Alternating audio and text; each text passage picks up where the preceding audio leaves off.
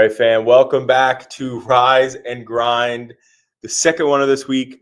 We had a little technical difficulties yesterday, so we're redoing this damn thing, and we're obviously in this new studio setup. We got some new equipment here, Meg. Yeah. So we are getting this thing tightened up on our side here. Yeah. So we're actually doing some testing right now. How are we doing over there? Rob, how are we doing? Potentially good. What about quality, video quality? How's it looking? You want to take a look? No, just tell me. Is it good or not good? It's okay. All right, Emma, give it a look. Give it a look. We're still testing here, so bear with us here. We're testing. We got new equipment. Lots of new equipment. We are testing here, which is exciting. It always feels like Christmas Yeah. morning when you get new equipment, but it is important to test it out. Yeah.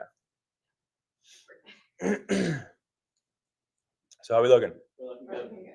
Better than yesterday. Wonderful. Yeah. I'm gonna, you know what, you get rocking here. I'm gonna test this real quick too. So BRB. The more eyes, the better. The more eyes, the better. It can never hurt, right? It's funny. I feel like the more eyes that look at something, something will get caught. Something will be tweaked, I'm sure. But if you haven't heard, our studio did get an update, and I don't want to leave our studio with the update. Like, it's just so cozy. It's so nice. You feel like you're walking into a Hollywood set. Yeah. The setup right now on the other side of the screen is pretty wild, actually, looking at all the different cameras. Yeah, and all of like the lights and equipment, and Yeah, I'm gonna take a quick it feels like little BTS here. yeah. Yes, like there's a lot going on that side. Yeah. Anyway, all right, guys. So let's get rocking here. Yesterday was kind of a botch job, but we're back. We're back, and we're not botching nothing. All right. So let's dive in, Meg. What do we got on the agenda for this week? Well, TikTok was reinstated in U.S. app stores, which is really exciting. Yesterday, you told us that you downloaded it again. I freaking downloaded it again. Which is really I want to know in the comments if you or anybody that's watching right now has deleted the TikTok, or have you kept it the whole time and have been, using it still. I deleted it, like I said, when that whole thing came to air. I was like one of those people that were like, all right, I'm going to get my life back. Did you? Yes. Honestly, yes, actually. Yeah.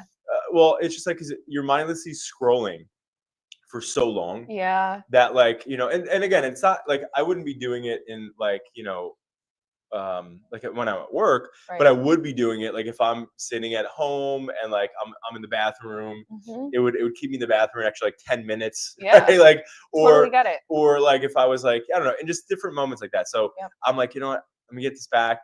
And and I re-downloaded it because obviously, we have a social media company here. We got to be at the top of our game with. So We sure do. so that's why I pretty much use it for business primarily. Yeah, I get that. Yeah. I find myself getting stuck on social media too, but then I tell myself, well, this is my job. So. I'm doing research, Chris. Okay. Yeah, he's like, what are you doing on social media? Yeah, I'm like, working. I'm working here. Okay. Working. I'm looking at all the trends. Yeah. But there is that 75-day extension where they're trying to either negotiate or find a buyer. And right now, Elon Musk said, no, I'm not interested in buying it, which I was actually really surprised about. Yeah. I thought it's interesting that he would go for it. It's interesting that Papa Musk doesn't want that. Yeah.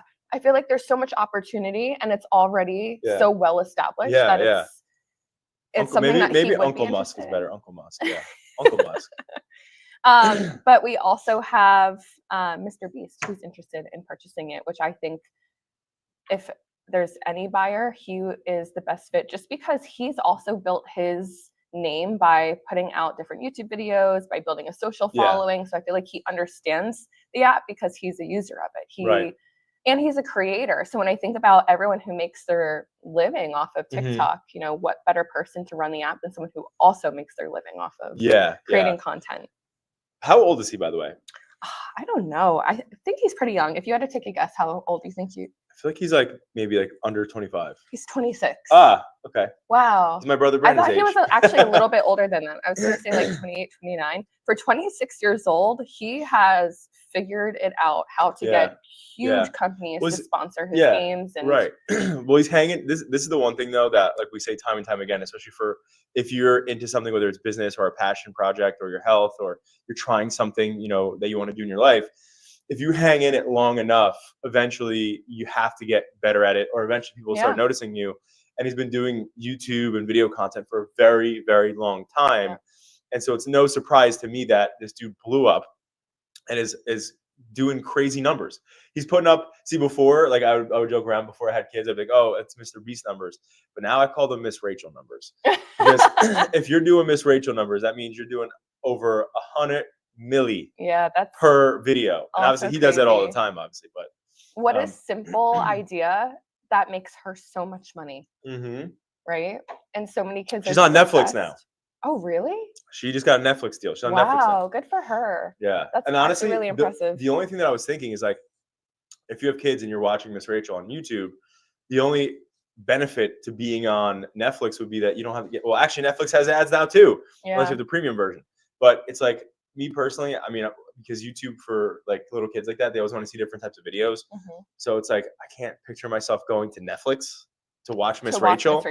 But then again, imagine how many younger kids now are asking their parents for Amazon Prime to watch Mr. Beast. Oh yeah. Because now he has the I'm Beast sure. games on Amazon Prime. Yep. So like those platforms are smart because strategically they're like building that on now. You know what I mean? Like they're like, let me get these influencers, or these mega influencers, better yet. Yep. They got on these platforms now, so it's like just super interesting. You said something really interesting before though, which is Mr. Beast was posting for years and years and years and years before he blew up. And a lot of creators actually have that same experience where they're putting out YouTube videos or content on social media for a long time before it actually goes anywhere. Right. So if you are someone who's creating content and you have that expectation that you're going to create a few videos and they're all going to go viral, you have to keep that consistency because that's just not the case. Yeah. Right? Well, that's why like almost, I don't want to say 100, but like over 90+% of people fail at almost anything that they want to do, right? Whether it's I want to lose weight, or I want to get jacked, or I want to, build a business or get higher in my career or whatever. So many people fail because they don't understand that in order to be successful in anything, you have to go through really tough shit. Yeah. And part of tough shit is nobody's watching your videos, or nobody's like tuning in, or people think what you're doing is corny. Like we actually talked about that one time about how like, OnlyFans people, right? Like who in their communities, like for instance, like somebody like you see we all see like the top people, like I forget that girl's name, Baddie girl, whatever, that was on Dr. Phil. Oh, Bad Baby. Yeah. Like she was on Dr. Phil, made it OnlyFans, and she does like, I think she does like 30 or something crazy million a year for OnlyFans. But like people see that and they're like, oh, she's making all this money, I could make money like that. Yeah. And so people in their communities, like people that we know or we go to high school with or whatever else, they start an OnlyFans, and then nobody's watching besides like your creepy neighbor. Oh gosh. Right. And it doesn't go anywhere. And then now going, you know what I mean? So it's like the problem is like if like, not trying to relate this to OnlyFans, but I'm just saying like in anything, the people who become successful are people who know like, okay, there's only one person watching, who cares? I'm going to keep going. Or I love what I'm doing, so I'm going to keep doing it. Right. And the crazy part about it is like at the end of the day, when you're early phase, like I had a conversation yesterday with a prospect client where I was like, hey, they're early phase. They don't have any clients yet. Like they just left their job being a teacher. And, she was like, I need help getting more business. I don't have really any money. So I was like, all right, well, you need to start going live on Mondays and Fridays. And she's like, oh my God, like I'm terrified to do that. I don't want my like friends and peers to like, no, because what if I fail? And I'm like, well, that's part of the risk you take in starting your own business. Right. Like you have to, because friends and family in the beginning is what helps propel you forward. So anyway, my point is like when you think about this whole Mr. Beast thing, it's no surprise that he or Logan Paul and Jake Paul and all these people you see now that are these massive monster, stars, like they're these super successful people now because they were people back in the day just doing it for fun and didn't really, care if people weren't watching. And now people are watching, right? Lil Wayne said it best. I try to pay attention, but now attention's paying me. You know what I'm saying? But that's what they got going on, So at the end of the day, it's no surprise that, you know, like I'm not surprised that they're in that position, you know. And Yeah. also one thing I'll say too is for people out there, like I've looked at so many different businesses that have been really successful. Like perfect example, Blockbuster versus Netflix. So I watched this documentary about Blockbuster recently, and it talks about how the dude who founded Blockbuster, he was this really smart dude, and him and his like wife were like trying to figure out, they love movie nights and stuff like that. And anyway, so they started building Blockbuster with this great intention, like of like changing the experience of watching videos at home, blah blah blah. Anyway, as they started to scale, he brought on this oil tycoon, and the oil tycoon was like, I want this to be in every freaking town in America. And the guy who started it was like, well, you know, I want it to be like done the right way, so I don't want to do it that fast. Yeah. So anyway, they had a difference of opinions and wound up like, he said, I want you to buy me out. I don't want to do this anymore. And so the oil tycoon bought him out. And so the person who birthed the company, right? That was like, so like the parent of the company exited. And when you look at why Blockbuster failed versus Netflix, right? Yeah. Netflix, these two nimble startup dudes who were like working a corporate job together that had this idea, like they were still involved and they're still involved now.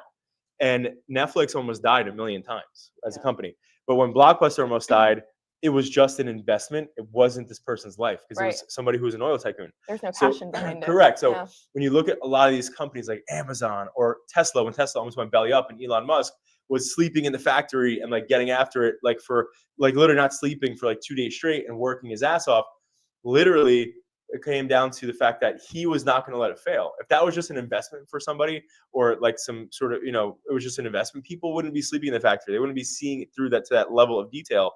And it goes back to this whole thing with like Mr. Beast and everybody else. It's like, if you're going to do something, you have to really be all in no matter what, because things are designed to be tested and failed. And if you're not setting them up for success and you're not going through those trials and you're not there and riding through trials, like that's why I'm a very involved founder. Like most people at companies of our size, like take a step back and just have the executive team run, you know, and they're just not talking at all. Like some of the people that I'm interviewing to buy another company, a lot of these other founders, like, yeah, I work like 1 hour a week. I'm like, how the fuck do you do that? It's crazy to me. It's insane. Yeah. But again, if you're so involved in it or passionate about it, you have to be on top of it. So anyway, Mr. Beast, I also don't know.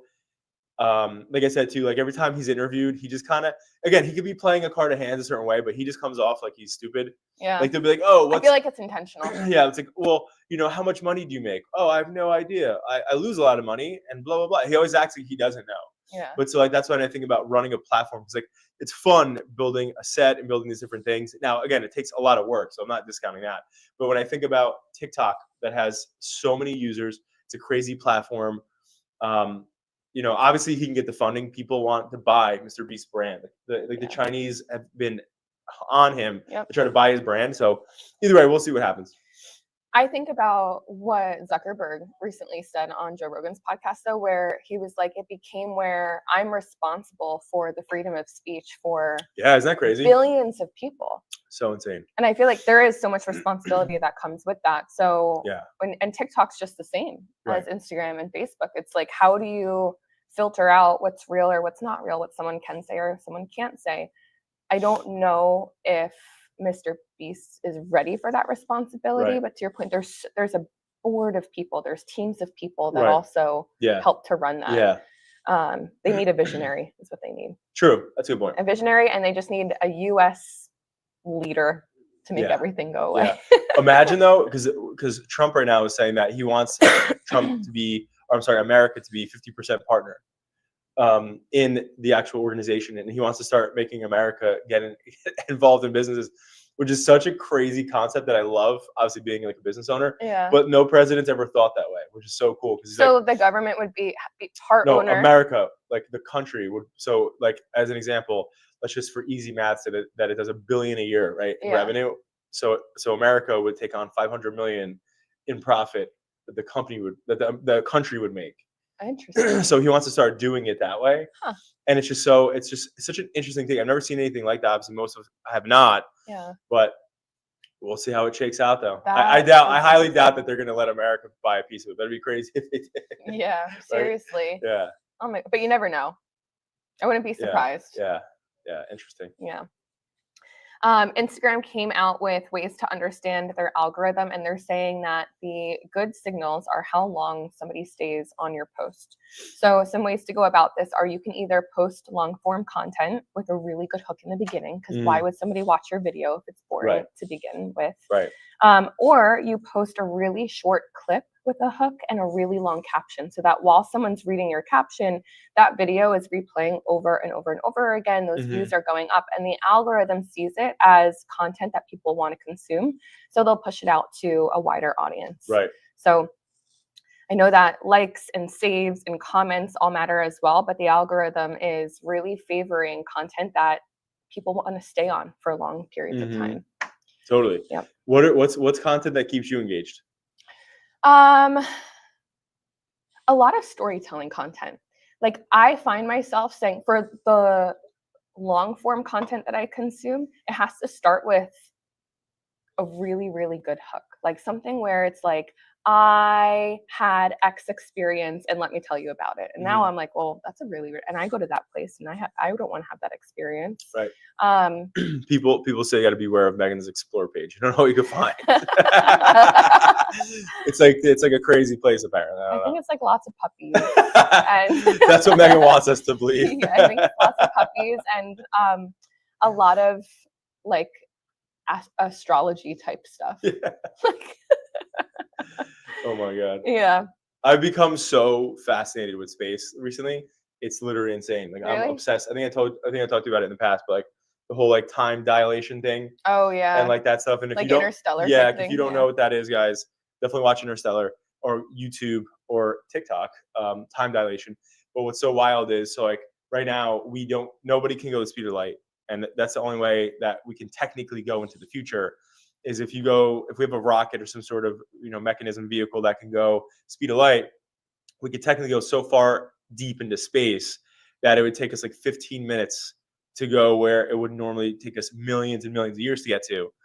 So if it took us 15 minutes from Earth to this deep part in space and 15 back, which was technically 30 minutes, literally it would be, I think Neil deGrasse Tyson said it would be like 4 million years would have passed on Earth. Oh my god. 4 million years.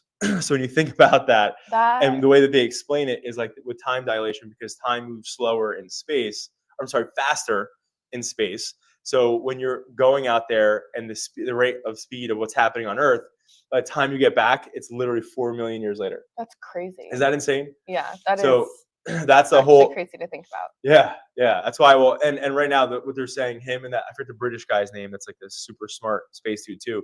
But they were saying essentially that like right now, there's nothing that can go that fast. They don't think we'll ever be able to go that fast. Oh my That's gosh. their assumption.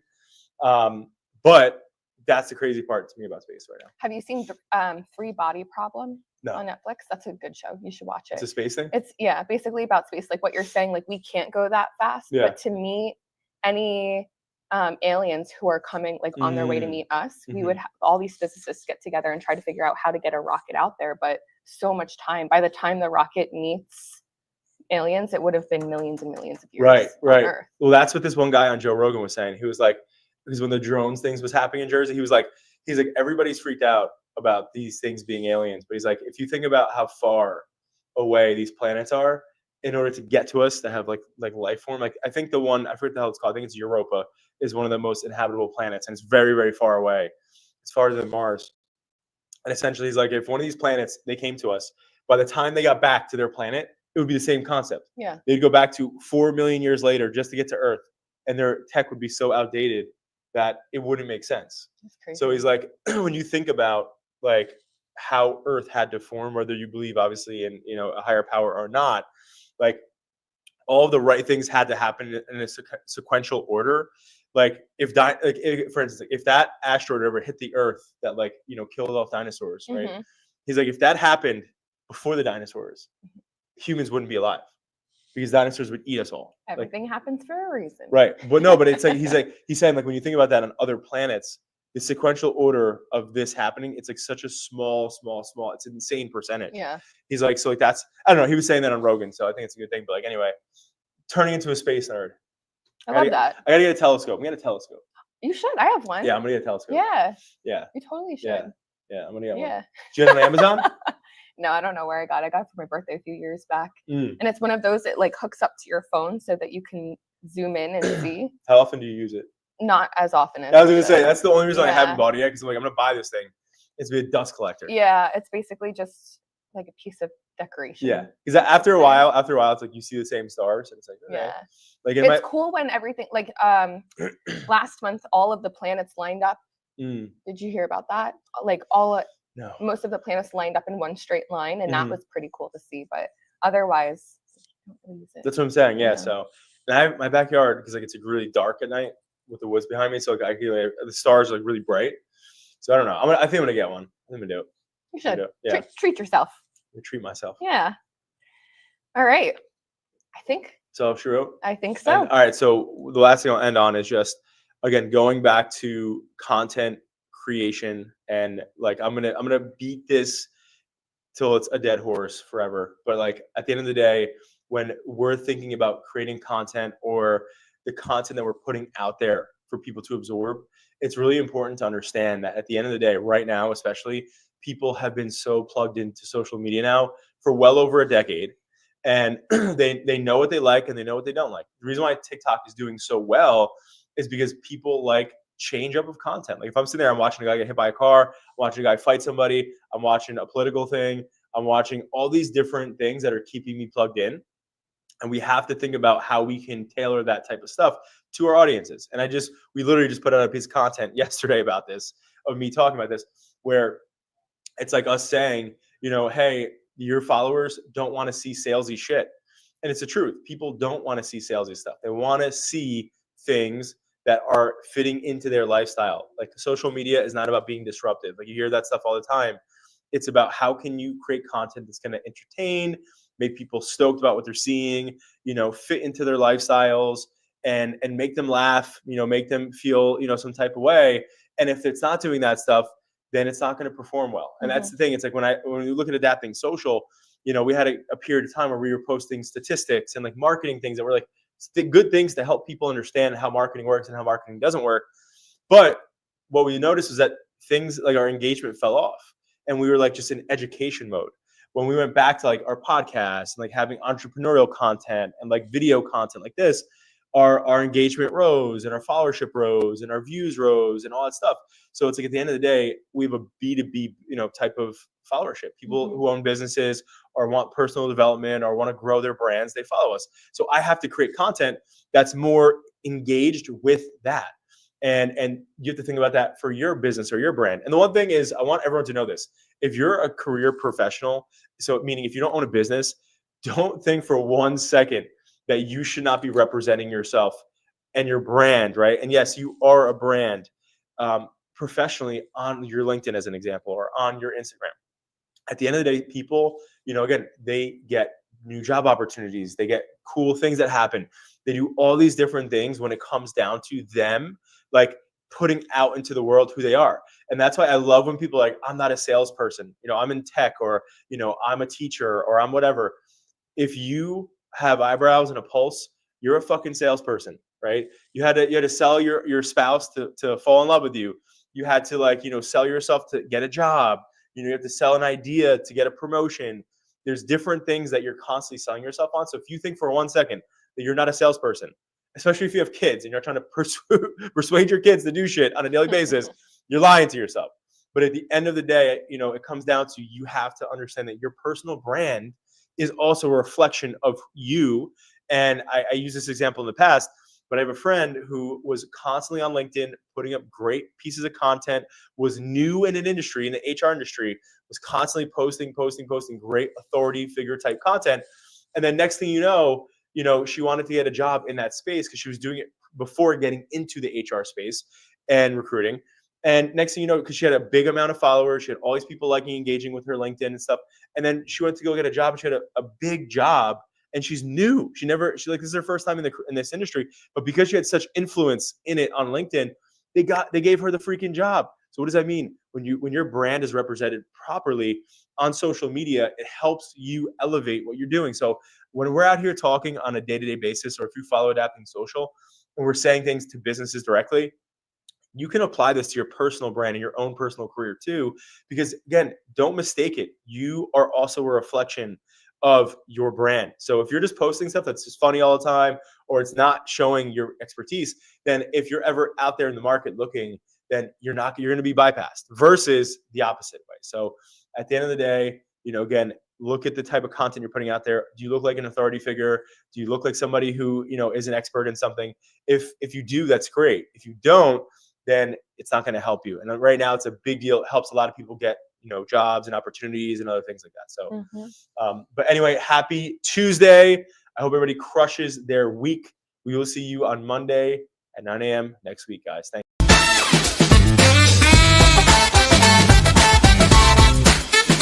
you.